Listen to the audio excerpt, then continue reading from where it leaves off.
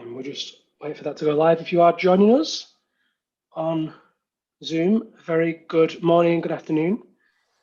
We're just going to give a couple minutes or so for people to join the stream. Awesome, we're live on YouTube. Excellent. Hey, look at that, everyone, we did it. Everybody doing good? Good, yeah. Tonde's there, Maya's there, Jorg's there. I wonder if I can, I actually don't know if I can find it. Oh yeah, I can see people are joining. See, it all works. It's like we know what we're doing. So if you are just joining us, a very, very warm welcome. We are going to give about a minute or so for people to join. It usually takes people a couple of seconds to figure out which link to click, Gregor. And yeah, we want people to tune in and give everybody a chance to get comfortable before we begin. Why don't you let us know in the chat where you are tuning in from? We'd love to hear where you're tuning in from today. Probably start around 11:02. So yeah, let's have a look. We have one chat already. David Lee, Oakland, California. David, very warm welcome. Gus is tuned in from Brooklyn. Look at this. This is what we like to see. Where are you tuned in from? Juneau, Alaska. Slovenia, nice, good. Barcelona. I love Barcelona. Missing Catalonia. Oh my gosh, take me back. Where else have we got people tuning in from? Great to see people tuning in all over the world. Rochelle from Monticello, Utah. Calgary, Canada. Awesome. ABP setting team from Austin, Texas. Austin, what? Ontario, Canada. Awesome. Yeah, let us know. I'm going to quickly look at the old tuber view, see what people are saying. Nobody's saying anything there. Great, good. If you are tuned in and you would like to share this broadcast with other people, go to YouTube and share the YouTube link. Don't share the Zoom link because the Zoom has a maximum capacity and you won't be able to join. How lovely. Dallas, look at that. Texas is representing. Liam, show us your t-shirt in the meantime. Want to see it? Yeah. Name the climber, name the route. Name the climber, name the route. Jorg I don't know. Jorg no, can't. Oh, I can. Oh, yeah. I was gonna. No, Jorg and me can't play, but can anyone name the route? I can. Well, yeah. Liam has climbed it for sure. No, I haven't. A friend of mine climbed it on natural gear. That's a thing? I mean, he was the first and only person to do it. Yeah. He climbed the whole thing, and then the last pitch. The last move of the last pitch, it was so run out, and he was just like, nah, it would suck to fall and die here. So he clicked the bolt, and that was that. True fact. Okay, we're going to give it one more minute. If you are just joining us, thank you so much. Wherever you're tuning in from, let us know. Drop us a message in the chat. Tell us where you're tuning in from, and then we shall begin. We have people tuned in from all over the States and Europe at this point. Ron Cork on Peace. Look at that. Very good. It is Ron Cork. Such a great little scenario. Do you like this one? Okay. Truckee, California. Hey, Shauna. Great to have everybody on board. Let's start. I said 11:03 and it's 11:03. Everybody good? Everybody ready? Yep. Welcome, everybody. My name is Liam Lonsdale. I will be your host and moderator today for this Kaya session. On behalf of the entire Kaya team, thank you for joining us. Kaya is a digital product company. We make industry-leading route setting software and, of course, Kaya the Climbers app. Kaya was founded because we are fiercely passionate about climbing. There was no platform that connected us as a community, no platform that truly represented us. One of our goals is to push the sport and community of climbing forwards. One of the ways that we want to keep doing that is by bringing the community together in sessions like these. We invited some of the brightest stars, that's you folks, in the climbing community to share their insights into what it means to be in control of one's competitive spirit and how we can use competitions to bring out our best. The average climber doesn't necessarily have to perform under the same conditions. Rather, they are navigating a similar set of emotions, familiar pressures whilst at the gym or crag. So before we begin the conversation, I'd like to give you guys a chance to introduce yourselves properly. Who wants to go first? Great, Tonde. Maya, well volunteered. Maya's the top left for me, so Maya, you can go first, and then we'll work around. All right. Thank you so much for having me, Liam. My name's Maya Madere. I'm originally from Austin, but I'm tuning in from Salt Lake City right now. I've been climbing, like 9 years now. Been competing, did the whole USA Climbing Youth Circuit. Love climbing on rock, but most of my experience is definitely competing. Been working as a coach for a while too. Just, private lessons here and there, and then also worked at Planet Granite for a while. Shout out to the PG team for being awesome. But yeah, I'm also a student at Stanford in computer science in my 3rd year. So anyone CS, I'm learning how to do it right now. But it's an honor to be here with all of you guys today, and I'm psyched to be here. We're psyched to have you. Jorg, you're next.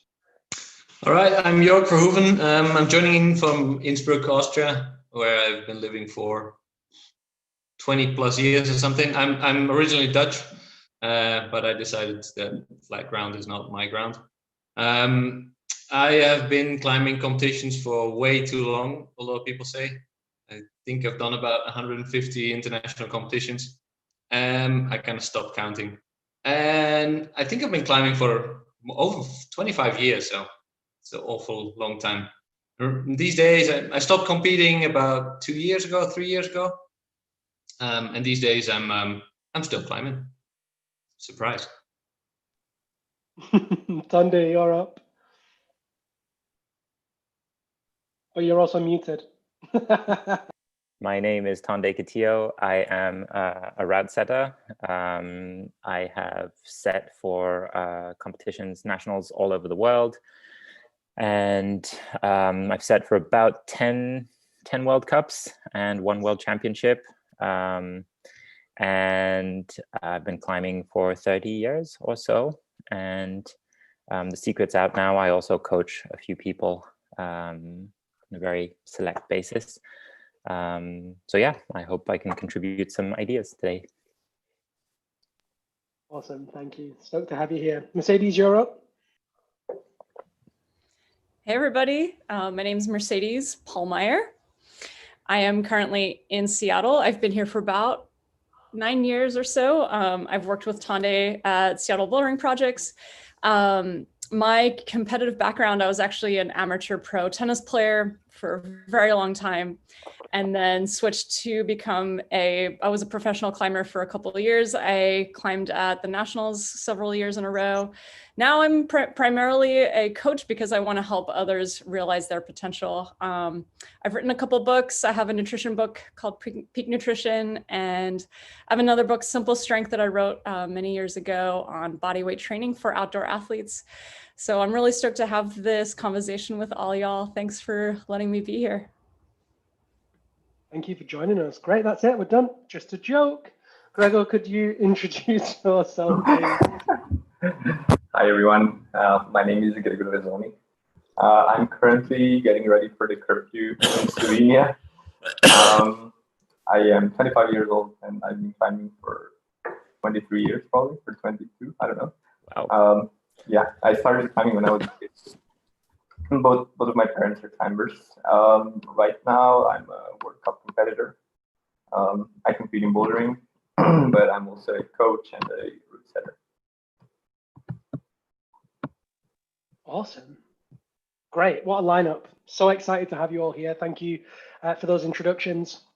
Just to give the participants at home some context, the chat is open. You can ask questions. We have a kind of flow of questions that we have written, but if something good comes up, then we'll definitely pitch that to the panel. If it's for a specific person, please write that person's name.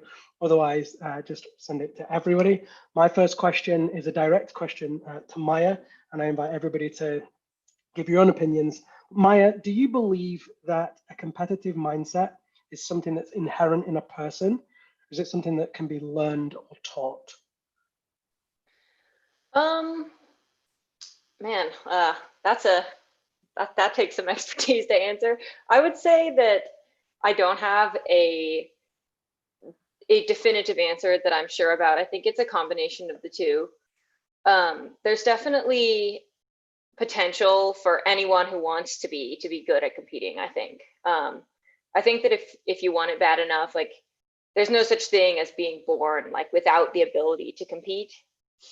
But I also think that there are people that have a natural aptitude for it, and that can make it a lot easier. I think more importantly than necessarily having a competitive mindset or being in the right, I guess, category of people to do well in competition, in anything, not just in climbing, is having the desire to be good at it. I think that like the passion for competition is not something that can be coached or taught or forced onto anyone who doesn't really want it for themselves. But yeah, I think there's, I mean, everybody's always working to improve their competitive mindset. So it's definitely not a static thing. It's something that can be developed. Yeah, I'd agree with Maya. I think different people have different components of competitivity. And I think everybody's had the experience of like, you know, doing some fun games at a birthday party or playing, you know, card games and just being with that person who just doesn't want to lose, just like won't. And it's just a game and everyone's just having fun, but they just take it so seriously.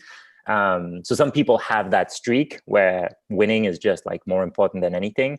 And it helps them organize whatever their effort or their energy to win is. Other people don't necessarily have that, but as long as they can understand like how to bring the best out of themselves, they can find a different way to put that forward. So I always think it's really interesting working as a coach, for example, or with as a setter for different people.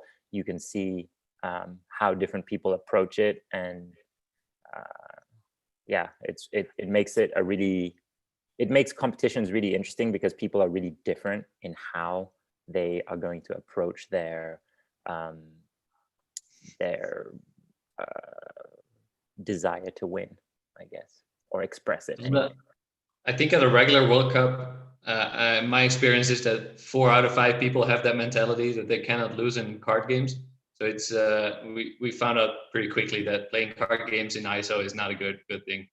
It's going to escalate pretty quickly. That's amazing. Yeah, cards are banned from isolation at the World Cups because there were too many fights. That's not true. Mercedes, on, you know, if we assume that some are more competitive than others, or, you know, some maybe don't even know how to access that competitive streak, how do we go about helping someone that isn't naturally competitive? Yeah, it's really interesting already, like the conversation that's been started. Like, I think it is important to understand that competitive, or the word competitive, can mean so many different things. And in my experience, I've really gravitated to like 2 ways of thinking about like competitive mindset and motivation, because those 2 are very, very connected. Just like Maya said, you have to have the desire. And, you know, to me, it's like, if you can connect with your deep why of like why you're doing something, then you're going to be able to bring the best out of yourself. And, you know, I think on a professional level, it's really interesting because you could be to sport and basically the world. Like that could be a really cool way of being competitive. And this kind of came up when I remember sitting in, I think it was in Estes Park, I was watching and supporting these women who were trying to climb the first V13.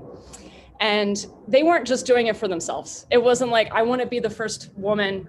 Like, yes, that's an added bonus, but really it was this overcoming that we could broaden something bigger, especially for women.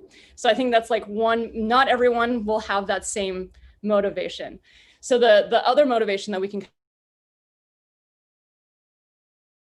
with where they're not professionals, you know, but they might want to compete or be better. And so that is like, you know, connecting with your deep why. Like, and a lot of the work is like, why do you want to do this? Is competition or like competing something that you really want to do? Or can you take that competition aspect and put it into the work that you're doing right now? And so that means realizing your true potential. And often it's like not being afraid to lose. I think like the not wanting to lose is really awesome, but also not being afraid to lose. I think that's also really, really important in terms of pushing yourself to the next level. So that's kind of like what we work with, is like really working with your deep why and connecting with that motivation, because that's really what keeps you going, you know, for the most part. Anyone want to jump in on that?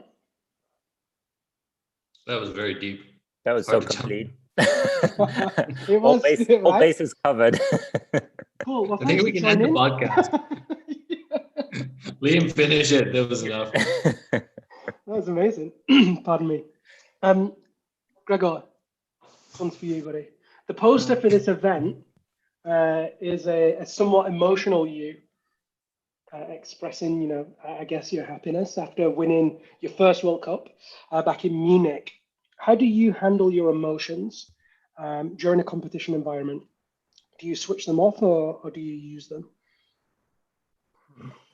That moment was a good moment. I'm always going to remember that moment.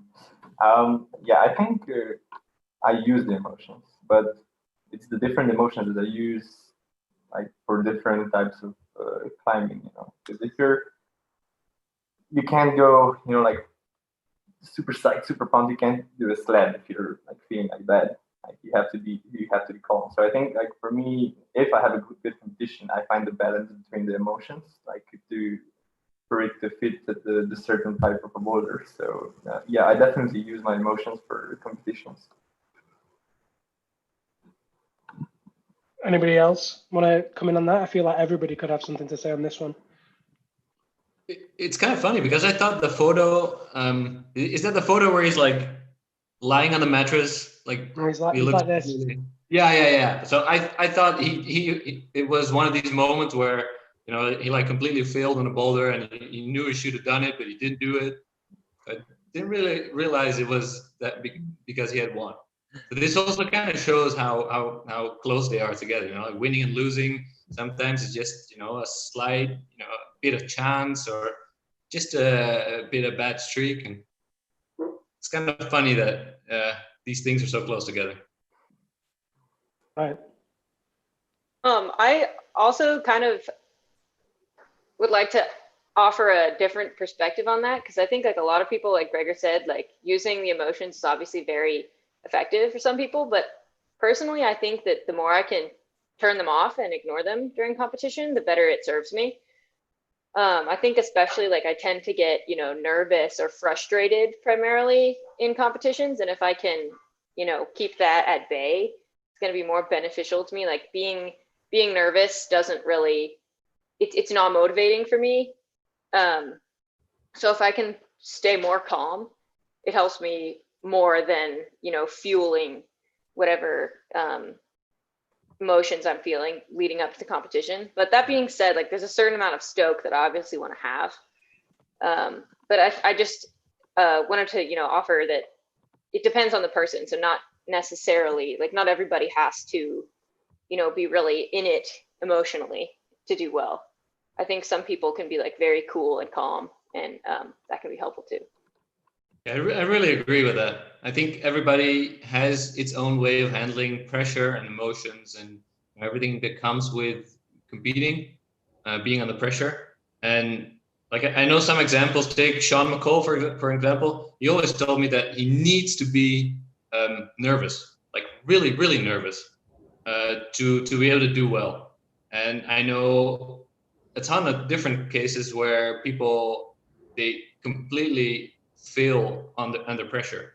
So I think for some it really helps to, you know, like bury the emotion and just pretend that they're actually not competing and they're just climbing. And others, they really need to open up to, you know, the wider feeling of being under pressure, and then they do well. But it's kind of hard to know yourself, especially for younger climbers. I think it's a tough process of getting to know yourself. Yeah, I definitely think. Oh, sorry. Go ahead, Tonde. Jorg, I was going to ask, how is it for you specifically? For those who don't remember, Jorg is also a world champion, aside from winning like lots of competitions. As far as my experience as a setter, winning a world championship is hard because it at the time was every 4 years, I think, and you have to win in that one competition, like from the start to the finish. It's not like a World Cup where you can get points and next competition you can. So the pressure is extremely high. How is it for you? Like, what do you have a favorite way? Did it change as you were a competitor? No, it's kind of hard to tell actually, because I'm not one of the extremes.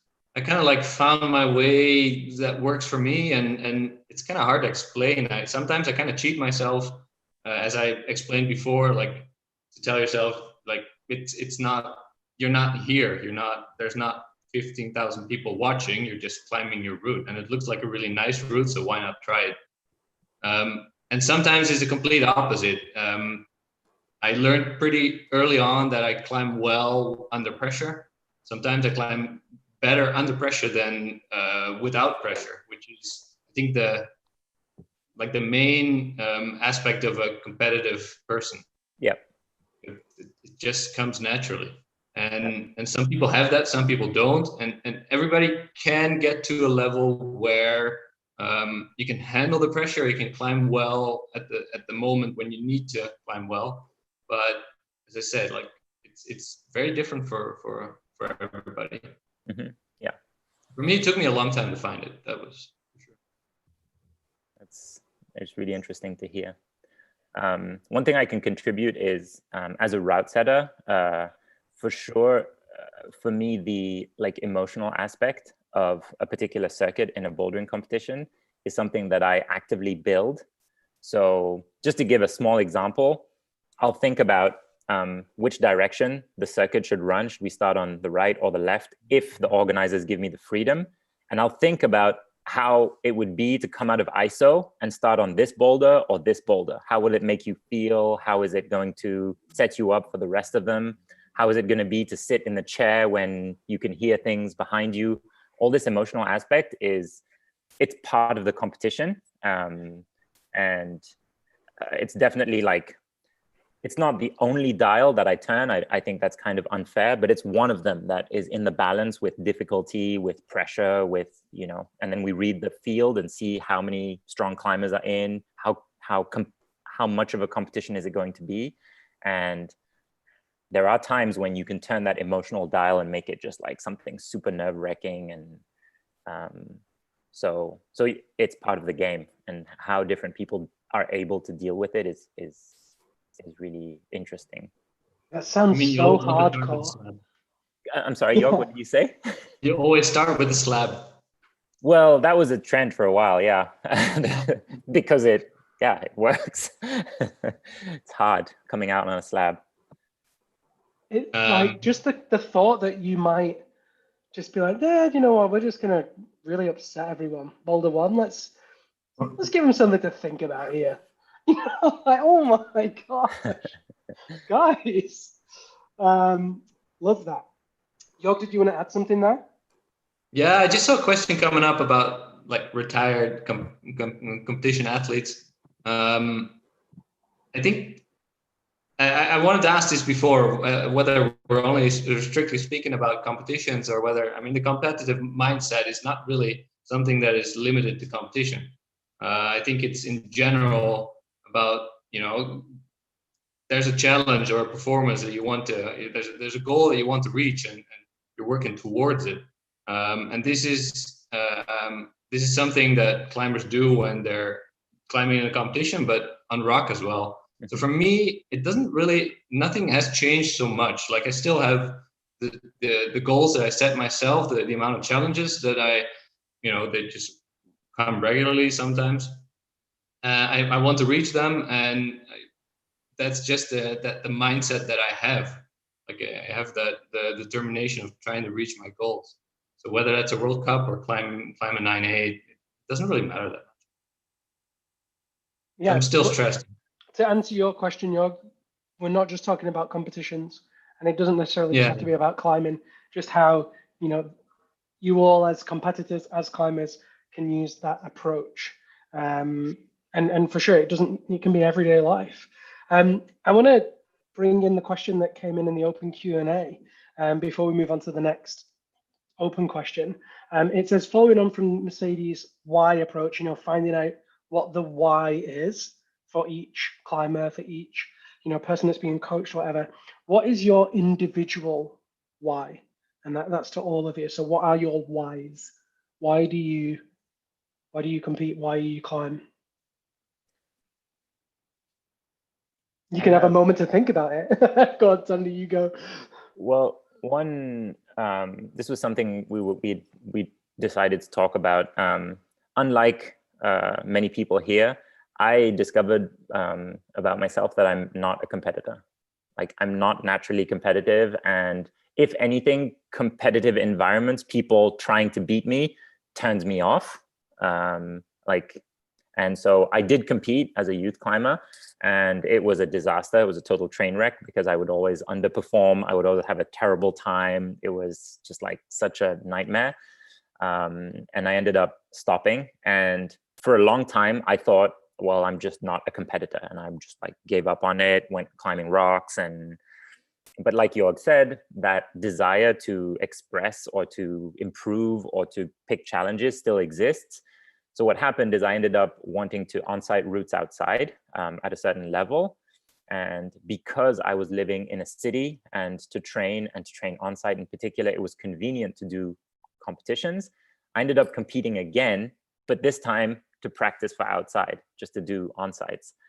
And the funny story is I did much better as a competitor because I had organized the why I was there. I wasn't there to win the competition. I wasn't there to I was there to practice a skill that I wanted to improve to go outside. And because I knew what I was doing, then that really informed like my ability to, I guess, enjoy that and focus my efforts and my energies towards that. So yeah, that's what I can offer as an answer to that question. Who's going to go next? Jorg, what's your why? For me, it's very easy. It's the same when somebody asks you like, why you're climbing, and that's for a long time that was the most annoying question in an interview or whatever that you can imagine, because it's just one of these questions like, what are you gonna tell them? Like, of course you're climbing because it's fun. It's because it feels natural, because it just it feels correct it feels right to do it. And I mean, that's the same. I think that's my why, because it comes naturally. It just feels like I'm doing the right thing. And I think that's one of the reasons as well why I competed for such a long period.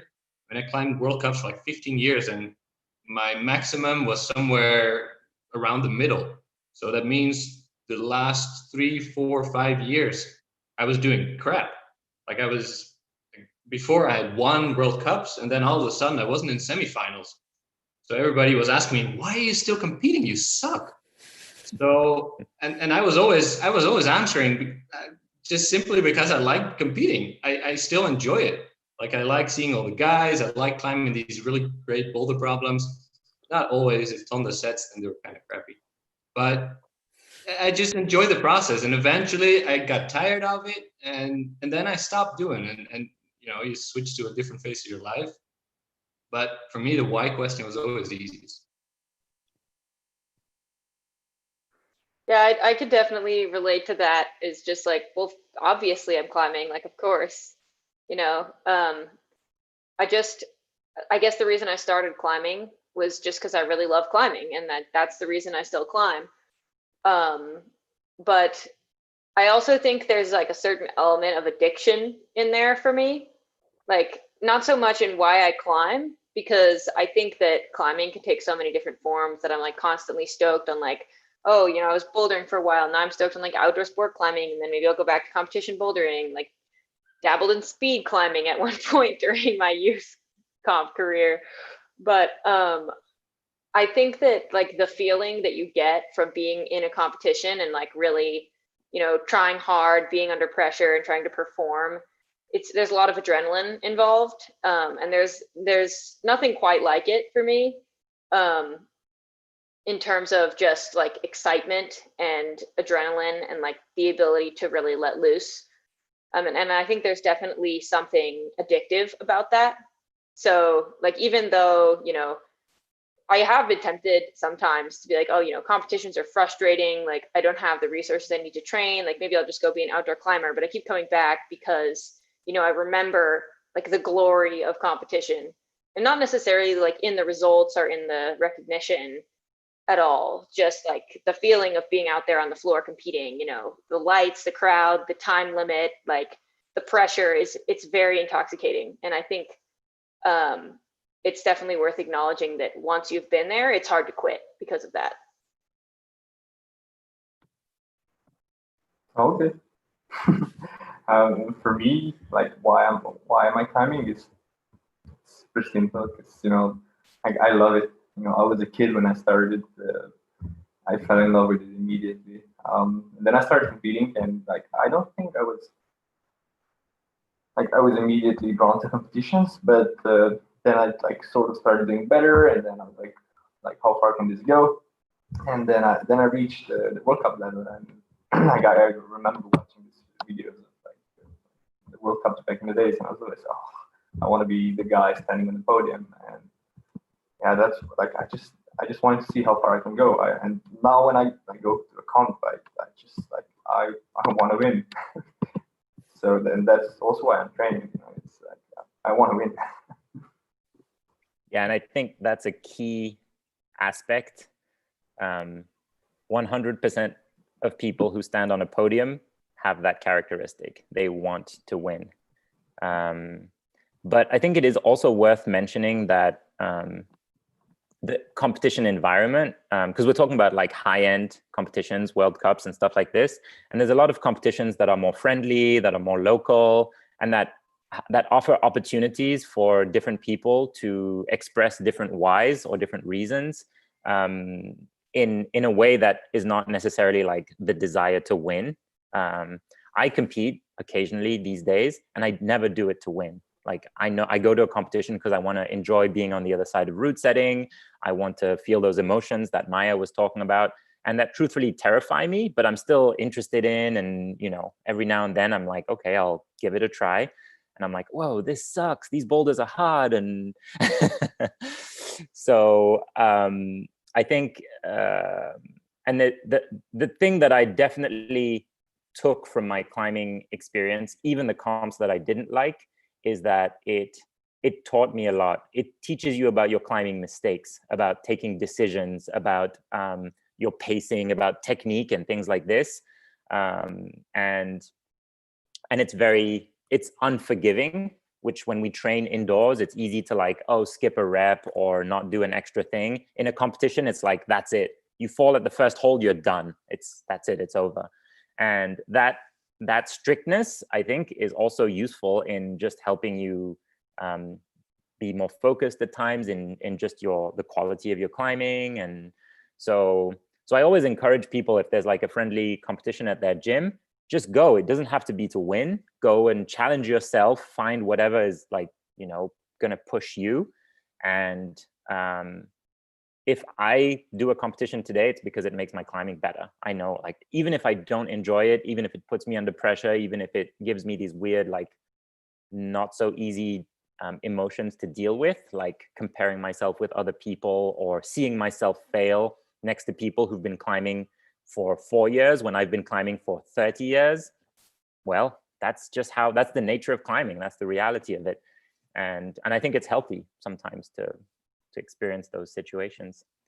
So yeah. Love that. Mercedes, you're the last. Yeah, I guess my why has changed over the years, but climbing, because I transitioned from tennis to climbing, and climbing really gave me an opportunity to really understand that I can push myself and my physical limit as much as possible. And I still today, like, my goal is to see how far I can push myself, because I don't think that I have reached my limit yet. And I really wish that I had that mentality in tennis. In tennis, I was kind of a basket case. Like, I would buckle under pressure pretty easily.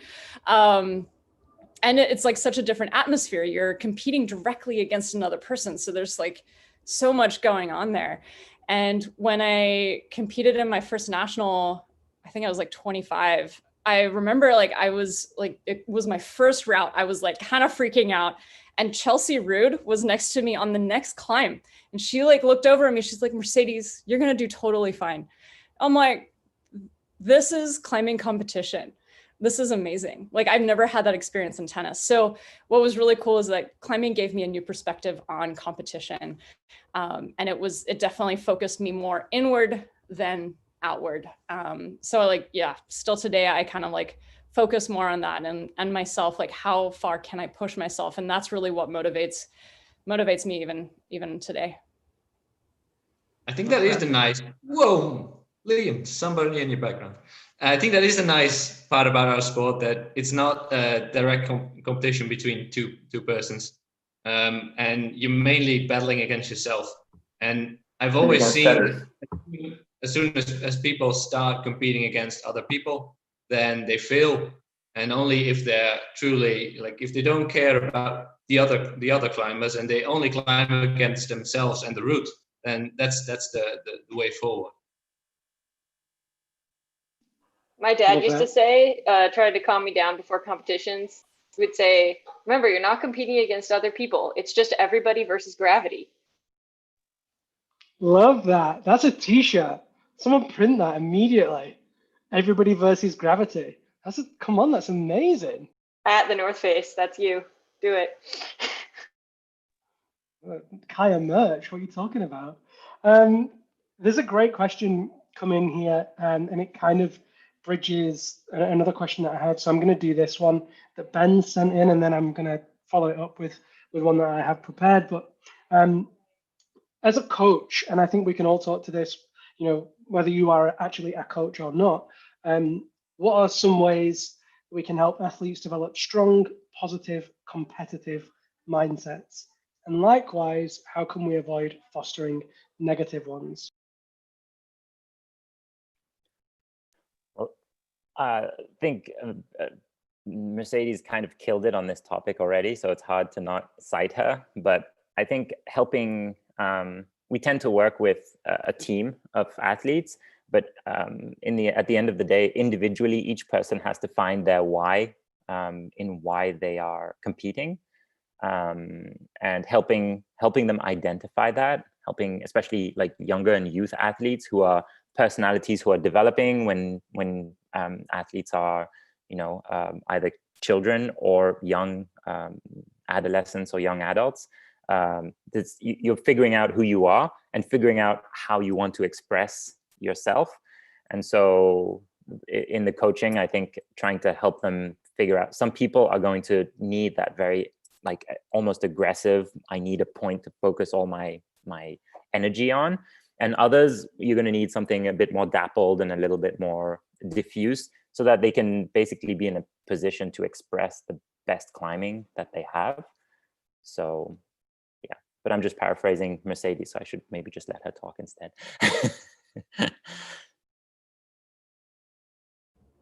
Yeah, I'll add a little bit. Oh. Okay, I'll go for it. With like, you can have your deep why. So like once you figure out what your deep why is, and sometimes that's going to take a little bit to figure out. Sometimes you think it's one thing and then it changes. You're like, that's not actually my true motivation, you know, and that might take years to figure out.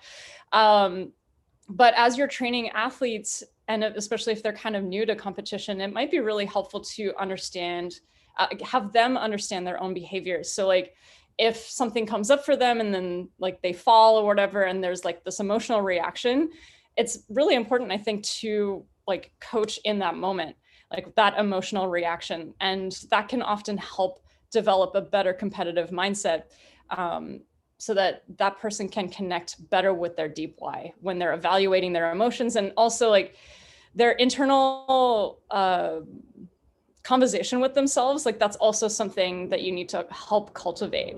Like a lot of this negative, there's a lot of negative self-talk with athletes. Like sometimes we are like the most horrible enemies to ourselves. And if we can start to really change that language for ourselves and for our athletes, I think that's when we can really see some like beautiful competitive mindset. Yeah, that really speaks to me what Mercedes was just saying about the positive versus negative, like self-talk and internal dialogue, because I've experienced this both like as an athlete and as a coach. I've always struggled, like I've always been very hard on myself, and I've struggled with being very frustrated and, never good enough, very perfectionist. And I think, we all have some of that as part of being a competitor is, you're never satisfied with where you're at. And everyone, like coaches, parents, fellow competitors, always told me, like, look, you have to be more positive. Like, you're too negative. You need to, change like the way you talk to yourself and the way you encourage yourself. And I am very stubborn. So of course I didn't listen to them, and I didn't really even see the value in what they were saying. I was like, well, I've never been positive before, and it's gotten me this far. So like, I should keep being hard on myself so I don't become complacent, right? I think that's the rationale that a lot of people have, especially like people who are just starting out and they see that they have a long way to go. And I didn't really realize, the value of being happy with where you are while realizing you still have progress to make, until I started coaching these kids that I saw them doing the exact same thing that I had been doing, and I saw the negative self-talk, and I saw like the discouraged, like people getting upset at themselves after doing badly in competition, or just like, the hopelessness and like getting ground down after like many months or years of having like a negative mindset. And I started telling my kids, like basically parroting back like everything that coaches had ever told to me. Like, look, you have to be positive, like be kind to yourself. Don't only focus on the negatives. Like, think of something you did well, and then something you need to work on instead of just what you need to work on. Then I had a kind of a moment of reflection where I was like, maybe I should be doing this myself. Obviously, still working on it, but I think it's really valuable to have both perspectives, to kind of convince yourself that it's worth it to, change the way you think about progress. To follow on from that, Maya, is there a mantra that you have, when you find yourself maybe going into that like negative spot? Is there a mantra that you have that takes you into that positive spot? That's for everyone, but since Maya was just on there. I think I've had a few over the years. I can definitely, like, there's definitely kind of, I think of like the mindset and like the emotions that I have like during competition and also during training is kind of like a hill, and when you're at the top of the hill, you're like on the fence whether it's going to be like a positive day or a negative day. And once you start going down the negative side, it's a negative, or I guess the positive feedback cycle towards negativity. And so I think I haven't really found something that's really effective at getting me out of that, but if I can identify how to go down the positive side, it is helpful. And I've had a few like things to say to myself over the years. A lot of them have been drawn from past coaches, so I'm sorry if I butcher this, but one's like, just telling yourself like, you can hold these holds, you can do these moves. I had a coach who used to say to me, like, these routes were set for you to climb. I had Tyson say to me once. Tyson's a great coach. He was coaching at my first ISO at my first ever international comp. And I was so nervous, and I was like, oh my God, like, how did I make it to finals? Like, I don't even think I belong here. And he was like, look, you have to climb like yourself. Like, you've trained for this, and like your body knows what it can do. So don't look at the boulders and try to climb how the setters want you to climb. Climb like you. And I broke the beta on like 3 of the climbs, and I was on the podium. And so I kind of learned, that having confidence in your own style, even if it's not the conventional thing or what you see people around you doing, there's definitely merit in that. Obviously, it's a balance. You shouldn't just only campus because you think that your footwork is bad, but it's definitely valuable to have confidence. And I can offer that as a setter, for a large part of my career, and I think this is true of like a lot of my colleagues, we always know there's multiple betas and multiple solutions on boulder problems, and we view that as a very positive thing, like the opportunity that different people will find different ways. And nothing pleases me more than when a competitor finds obviously nobody likes a break, be it competitors or like something that makes the boulder considerably easy because we missed something. But when a competitor comes up with a new solution, that's something that we didn't plan at all, I've always thought that's amazing. Like, it's super positive. And in route setting, this idea that we set up things in such a way for all these different competitive mindsets to be able to express themselves, somebody who's going to be more patient, more in control with their emotions, or somebody who's going to be more expressive and more maybe get angry at the boulder, and there's still a way for them to find their way through, as long as they're in control, is really positive and nice idea, at least from our end. We don't get to express it so much. So love that. I'm looking at the time and we only have 15 minutes left, so I'm like, I've got so many things to go through, but these answers are so fascinating. I don't want to stop you all in the flow. This is something that I think everybody can speak to. Sorry if you can hear that weird background noise. Clearly there's a truck out there. For the majority of 2020, most of the Western world has been in lockdown for a year. And actually, a lot of the Western world's going back into lockdowns. How do you stay sharp mentally? How do you stay competitive? And what advice maybe would you offer to people that are in the same situation as we all are right now?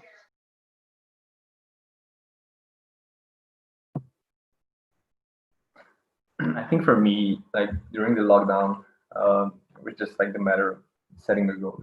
Like as usual, when you're training, you need a goal, and it was the same in the lockdown. I was training in my garage, which was like really bad. I didn't have a light and anything, only a hangboard, and like the only thing that got me through that was having a goal. Like I'm gonna hang up this thing for this long at the end of like the lockdown, and that was just like the goal and like the road that I was going to that goal, and like that was the only thing that kept me going. Otherwise I'd go mad. And I think like we're soon going back to lockdown here too, and I think I'm gonna do the same like the next lockdown, just like setting a goal. Hang off the jugs on a Beastmaker 1000 for 15 seconds, right? That was the goal, wasn't it? I seen you. I know you. Picking up on what Maya was saying on sort of coach's advice, it occurs to me that when you're in a competition, there's a certain element of adaptability that you have to put in place.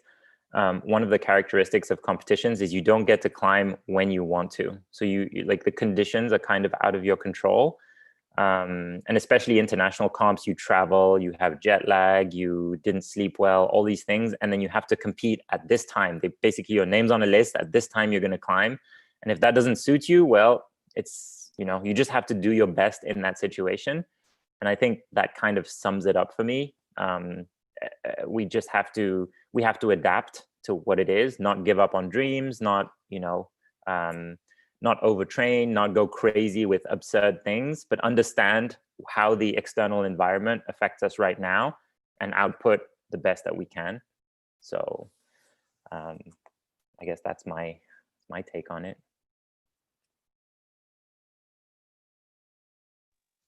I see it quite easily if the motivation if like your intrinsic motivation is high enough. If you really want to achieve a goal or something that you want to reach, then you'll find a way. I mean, even if you're locked up, then there's plenty of ways of training. I mean, it might be boring, but it doesn't really matter that much because you're determined to reach something, to achieve something. And I wouldn't, if that motivation is not there, I wouldn't really try to enforce it that much because it doesn't work. Like if you don't really want it, then just maybe don't do it because you'll find motivation for something else. And if you try to enforce it, I don't think it's gonna do much. You're just gonna have a bad time on your balcony hanging on a Beastmaker. And just because everybody else is hanging on a Beastmaker doesn't really mean that you have to do it as well. Even if you don't even have a goal what you're training for. I like that. I love that you have a balcony. What about if you don't have a balcony? Does the rule still apply? I think you have a toilet, do you? Let's keep moving. Tonde, I want to quickly draw on something you said and give everybody the chance to answer this. You said, I think 100% of people that stand on top of the podium wanted to win. Do you think it's possible to win and not be super competitive?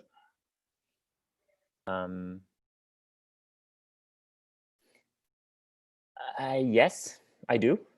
But you have to understand that about yourself, and you have this certain aspect of winning a competition that you will basically have to fake until you're able to output a certain amount of effort or try hard.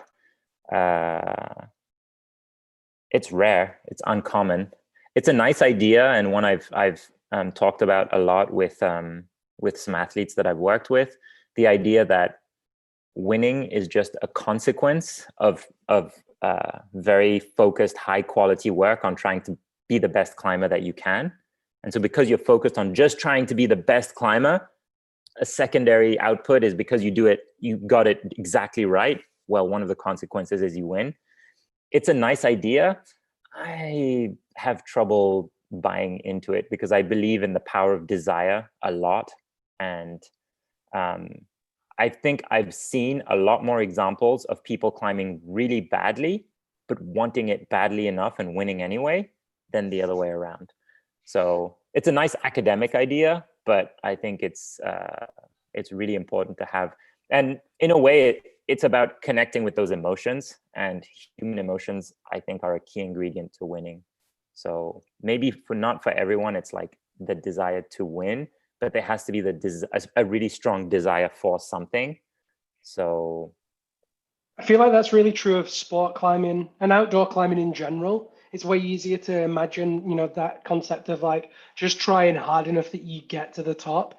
Even like some of my hardest climbing hasn't been my prettiest. It's just like all out for the chains, and that's just what you're gonna do. And I guess it's kind of, for me at least, it's easier for me to visualize anything is possible if you just get it done in that environment rather than a comp where certainly my perception of competition is like executed to perfection, and it's like everything just has to like, and everybody else has to not execute perfectly as well, right? Does anybody else have anything to add on that one? I think. I don't. Oh, sorry. Go ahead, Go Maya. for it.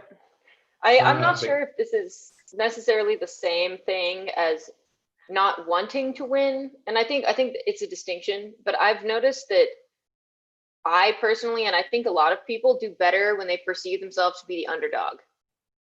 So when I go into a competition, and I know I'm the favorite, I'm like, oh, I'm probably gonna win. I've actually never won a competition that I was expected to win, ever. And a lot of all the times that I've done well, actually, I've been, shocked that I made it to finals and then performed really well, or just been like really happy to be there. And like, I know that the other people in finals are, more qualified to be there than I am, or at least I perceive that to be the case. And that's when I perform the best. So I think there's a little bit of a disconnect between, perception and performance there. It's just interesting. It's interesting that you say that. It immediately made me think of reading Jerry Moffat's book, his autobiography, Revelations, and his attitude going into that first ever World Cup when so little was known about climbing comps. And all he thought was, I'm here to win this. I am the best in the world. I'm going to win this. And of course, he did win. But that's like the direct opposite mentality of like, even though all these people, were whoever they were, he was like, this is mine. I'm going to win, and that is the end of it. So interesting that like those are the polar opposites. Yeah, I mean, take what I say with a grain of salt. I've never won a World Cup, but Yet. Exactly. Does anybody else want to add anything on that one? I think to respond to Maya, I think it's true of many competitors, but it's true of climbers in general. We're usually pretty bad at assessing ourselves. So figuring out which competition we should be good at or we should be bad at, or and like I'm sure some of the competitions that Maya won that she was surprised to win, I don't know if I set any of them or if I was at any of them, but I can imagine her telling me that and me being like, dude, in the setting, we were like, well, you know, this competition is going to be between Maya and this person and this person. We knew from the beginning that she was one of the top runners. And I think, you know, when we project ourselves or when we pick a new project or when we go to a competition, we kind of set this expectation up in our heads about how hard this actually is for us, how much time it's going to take, how the idea of how difficult something is changes over the time that we work on it. You work on a project or a route. Jorg is working on a couple of things as we speak. And this idea that when you try a route for the first time and you can't do all of the moves at all, but then a month later you send the route, that the idea of how difficult it is changes, and our perception and our connection with what our ability or our capacity or how challenging this is changes. So this idea of self-assessment and figuring out,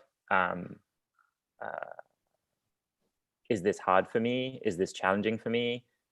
There's a lot of times where we're just wrong. Simple as that. But I think this is a general problem that a lot of people have, that they're just afraid of failing. Like, yep. In our modern society, everything is based upon success, and failing is just, I don't know, it's just such a bad thing to a lot of people. And at the same time, like, there's no success without failure. I mean, it sounds kind of cliche, but that's really the case. Like, there's very little climbers that have won a World Cup without first they needed to learn how to lose. Mm-hmm. I think only Janja and Adam or something, they're the only two examples that I know that went like straight to the top. But everybody else, they had to take their time to become better and better and learn about failure and to see that it's actually not a problem. Like, I always took failure for like a step up to the goal. It kind of puts you down, and it makes you a little bit angry, and you're ready to dig deeper for success. So I'm always a bit sad if people are not up to accepting failure, because it's really one of the most important steps, I think, in a competitive mindset. Yeah, I agree with that 100%. I can add on to that too. It's like, I think if you realize that maybe you have trouble with failure, like maybe reframe what failure actually means. It means feedback. Like, failure doesn't mean, I think sometimes it's that you're letting other people down when you're failing, but really all you got to do is take the information that you got from whatever happened and use that as a stepping stone toward the things that you want to achieve. And when you can like constantly tell that to yourself, you almost don't see failure anymore as like, it's not a negative thing anymore. It is now just a step forward. Yeah, I think we shouldn't forget that we're failing like 99% of our time. And there's only that 1% that is, it's nice, but then again, it's only that 5 minutes of fame, and then, it's back to failure again. So you better accept it. Yeah, I love that. All, in fact, answers there. And Gregor, you didn't say anything in that answer, but I certainly remember, like, on our early conversations, you were ready to give up. Before you won that competition, you were ready to quit comp climbing altogether. And perhaps you can, talk us through that to pretty much close the webinar, but kind of give us that anecdote and also like how you flipped that switch and ended up being successful.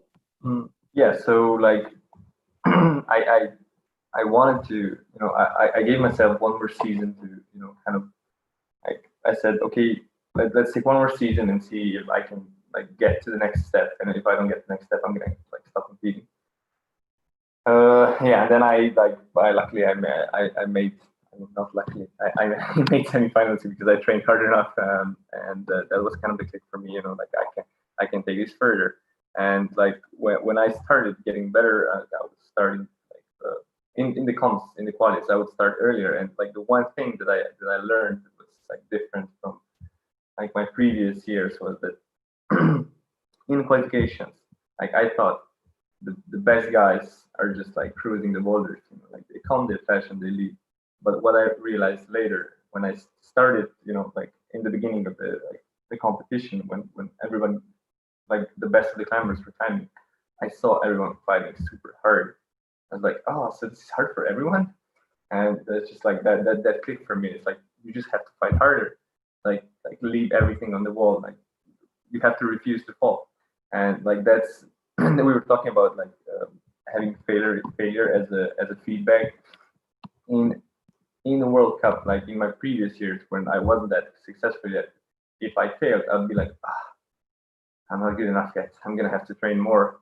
And like now, even if I'm like not the strongest I ever were, I would just be like, you didn't fight hard enough. Leave everything on the wall. Go again, do it again, fight harder. Like that's something that changed for me. Like from my years of not being super successful to like now I'm a bit more successful. I think that's a great example of what Jorg was saying is trying to reframe failure of both Jorg and Mercedes.